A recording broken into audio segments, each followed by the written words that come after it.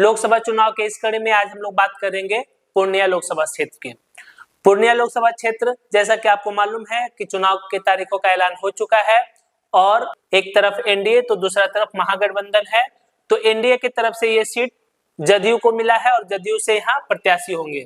वहीं बात करें महागठबंधन की तरफ, तो महागठबंधन की तरफ सीटों का फैसला अभी तक हुआ नहीं और ना उम्मीदवारों का फैसला हुआ है। लेकिन जिस तरह से कल पप्पू यादव ने अपने पार्टी का विलय कांग्रेस में किया है, तो इसमें अधिकांश ये माना जा रहा है कि पप्पू यादव ही कांग्रेस के टिकट पे पूर्णिया लोकसभा क्षेत्र से महागठबंधन के उम्मीदवार होंगे। तो निवेदन है कि चैनल को सब्सक्राइब कर दे और शेयर कर दे ताकि सारी वीडियो आप तक पहुंचती रहे। पूर्णिया जो है कई मायनों में खास है। पूर्णिया को ऐसे भी बिहार का पिछड़ा इलाका माना जाता है और यह सीमांचल का पार्ट है। पूर्णिया परमंडलीय क्षेत्र का मुख्यालय भी है। एक परमंडलीय क्षेत्र का मुख्यालय होने के कारण इसका राजनीतिक महत्व भी ज्यादा है। तो बात करें पूर्णिया लोकसभा क्षेत्र की, इसके जातीय समीकरण की, पूर्णिया लोकसभा के अंतर्गत आने वाले विधानसभा क्षेत्रों की, उनकी दलीय स्थिति की। पूर्णिया लोकसभा क्षेत्र में अति पिछड़ों का वोट निर्णायक वोट माना जाता है, क्योंकि ये अति पिछड़ों का वोट जो है वो फैसला करते हैं जीत और हार का। पहले के दशक में यहाँ से पप्पू यादव निर्दलीय भी सांसद रह चुके हैं और फिलहाल दो चुनाव से 2014 और 2019 से यहाँ जदयू के संतोष कुशवाहा जी चुनाव जीतते आ रहे हैं। बताते चले कि आपको इससे पहले बीजेपी से उदय सिंह भी यहाँ से सांसद रह चुके हैं। पूर्णिया की कनेक्टिविटी नेपाल और बंगाल के साथ भी है, तो थोड़ा बहुत इफेक्ट उसका भी देखने को मिलेगा।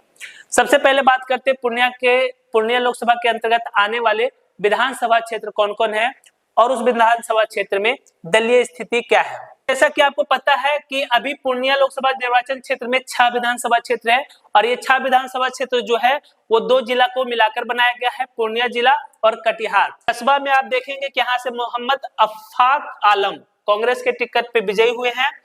दूसरा में है बनमखी एससी सीट है, यहाँ से कृष्ण कुमार ऋषि बीजेपी के टिकट पे। तीसरा रुपौली से बीमा भारती जदयू के टिकट पे। उसके बाद है धमदाहा, यहाँ से लेसी सिंह। उसके बाद है पूर्णिया से विजय कुमार खेमका बीजेपी से।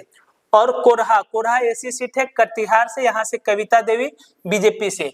तो अगर आप दलीय स्थिति की बात करिएगा तो पूर्णिया लोकसभा क्षेत्र में बीजेपी की यहाँ पे 3 सीट, जदयू 2 सीट और कांग्रेस का 1 सीट। यहाँ से एनडीए गठबंधन मजबूत नजर आता है और एनडीए गठबंधन का दबदबा रहा है। ऐसे भी पिछले 4 चुनाव से यहाँ पर एनडीए का ही कब्जा है। लोकसभा चुनाव में भी 2 बार जदयू चुनाव जीत चुकी है और उससे पहले 2 बार बीजेपी यहाँ का प्रतिनिधित्व कर चुकी है।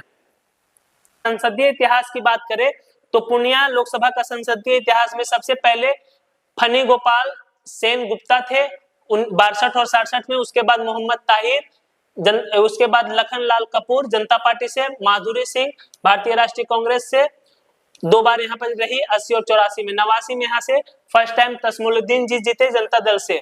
उसके बाद 91 में मतदान में धांधली के कारण चुनाव रद्द हुआ, तो 91 और 96 2 बार यहाँ से पप्पू यादव जीते, एक बार निर्दलीय और दूसरी बार समाजवादी पार्टी के टिकट पर। उसके बाद 98 में जयकृष्ण मंडल भारतीय जनता पार्टी के, फिर से 99 में पप्पू यादव ने फिर से निर्दलीय यहाँ से लड़ा और चुनाव जीता निर्दलीय। उसके बाद 2000 और 2009 में उदय सिंह भारतीय जनता पार्टी से। उसके बाद 2014 और 2019 में संतोष कुशवाहा जनता दल यूनाइटेड के टिकट पे। तो एक तरह से संतोष कुशवाहा का भी पकड़ माना जाता है, क्योंकि ये मोदी लहर में वो सीट था जो नीतीश कुमार की इज्जत बचाई थी। नीतीश कुमार के पार्टी को 2 सीट मिला था, एक नालंदा उनका गृह जिला और दूसरा पूर्णिया। तो पूर्णिया में जदयू का भी एक अच्छा पैठ है। अगर बात करें 2019 के चुनाव परिणाम की, तो 2019 के चुनाव परिणाम में जदयू से संतोष कुमार कुशवाहा को 6,32,000 वोट मिला। वहीं उदय सिंह पाला बदल के कांग्रेस से चुनाव लड़े, उनको 3,69,000 वोट मिला। आईएनडी से सुभाष कुमार ठाकुर 31,000, सगीर अहमद को 21,000 और नोटा को 18,000। 2,70,000 से 80,000 के वोट से संतोष कुशवाहा ने जीत दर्ज की। 2014 के लोकसभा चुनाव के परिणाम की बात करें तो यहाँ से फिर से जदयू के संतोष कुमार कुशवाहा, इनको वोट मिला 4,18,000। उदय सिंह बीजेपी से थे 3,02,000। अमरनाथ तिवारी कांग्रेस से थे 1,24,000। झामुमो से थे मोहम्मद शमशेर आलम, उनको 50,000। 1,16,000 के आसपास था। तो इस तरह के लोकतंत्र में मतदाता ही भगवान होता है। तो अगर मतदाता की बात करें तो पूर्णिया लोकसभा क्षेत्र में 60% जो है हिंदू धर्म के लोग रहते हैं और 40% मुस्लिम है। तो यहाँ पर ध्रुवीकरण का भी एक कॉन्सेप्ट रहता है, जो चुनाव के समय अगर ध्रुवीकरण होता है तो इसमें एनडीए के पक्ष में हवा बहती है और एनडीए को आसानी से जीत मिल जाती है। अगर बात करें मतदाताओं में तो 5 लाख SC/ST मतदाता इस क्षेत्र से, 5 लाख SC/ST मतदाता है। उसके बाद BC और OBC मतदाता है। यहाँ पर अगर किसी जाति विशेष की बात करें तो यादव 1.5 लाख, ब्राह्मण 1.25 लाख, राजपूत मतदाताओं की भी संख्या 1.25 लाख से है। उसके बाद 1 लाख अन्य जातियों की मतदाता है। अगर यहाँ पर मुस्लिम मतदाताओं की संख्या की बात करें तो 7 लाख यहाँ मुस्लिम आबादी है, जो कि अलग अलग विधानसभा क्षेत्र में लीड करती है। जैसे कस्बा, पोढ़ा और बनमखी में मुस्लिम मतदाताओं की संख्या सबसे ज्यादा है। बनमखी में यादव मतदाता भी सही है। तो अगर सामाजिक समीकरण की बात कीजिएगा तो पूर्णिया लोकसभा क्षेत्र में सबसे ज्यादा 60% हिंदू और 40% मुस्लिम मतदाता है। अगर हिंदुओं में बात कीजिएगा तो सबसे बड़ी आबादी पिछड़ी और अति पिछड़ी जातियों का है, जिसमें से आप देखिएगा कि यादव 1.5 लाख। 2024 के चुनाव का ऐलान हो चुका है। पार्टी ने अपना उम्मीदवार भी दे दिया। एनडीए की तरफ से ये सीट जदयू को गया है और जदयू से यहाँ संतोष कुमार कुशवाहा ही टिकट लेकर उम्मीदवार के तौर पे जदयू की तरफ से संतोष कुमार कुशवाहा उम्मीदवार होंगे जदयू की तरफ से।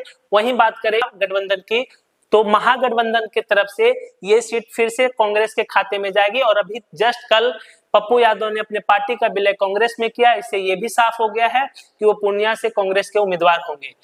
वहीं रही बात उदय सिंह की, तो उदय सिंह की भी चाहत है कि वो चुनाव लड़ेंगे। तो अब देखते हैं वो किस पार्टी से लड़ते हैं या निर्दलीय लड़ते हैं, क्योंकि पिछली बार जब बीजेपी से उनको टिकट नहीं मिला था तो वो कांग्रेस ज्वाइन किए थे और कांग्रेस से उम्मीदवार हुए थे। लेकिन इस बार कांग्रेस से अगर पप्पू यादव उम्मीदवार होते हैं तो फिर उदय सिंह क्या करेंगे, तो ये देखने वाली बात है। इसके साथ साथ एक संभावना ये भी है कि पप्पू यादव को हो सकता है मधेपुरा से भी लड़ाया जा सकता है। 90% चांस है कि पूर्णिया से पप्पू यादव ही कांग्रेस के उम्मीदवार होंगे, महागठबंधन के उम्मीदवार होंगे, क्योंकि उन्होंने अपना पार्टी का विलय कांग्रेस में कर लिया लालू यादव और तेजस्वी यादव के सहमति से। तो ये कंफर्म माना जा रहा है कि इस बार पूर्णिया लोकसभा क्षेत्र का जो लड़ाई होगा, भिड़ंत होगा, एक तरफ संतोष कुशवाहा होंगे तो दूसरी तरफ पप्पू यादव होंगे। पप्पू यादव का ये कर्म क्षेत्र है। पप्पू यादव ने यहाँ बहुत काम किया। उनका सामाजिक और लोगों से जो कनेक्शन है वो उनके लिए एज करता है। और चैनल को सब्सक्राइब कर दीजिएगा।